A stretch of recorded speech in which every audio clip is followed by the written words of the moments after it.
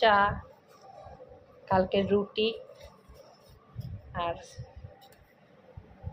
চিনি দিছি কালকে।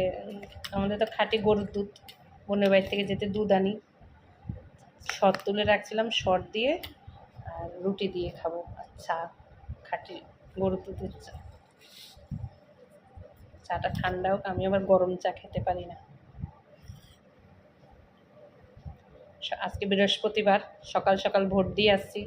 যে যার ভোট দিতে যাননি তাড়াতাড়ি করে সকাল সকাল ভোটটা দিয়ে চলে আসলাম। আমরা 6টার সময় গেছি, 7:30টায় লাইন পাইছি।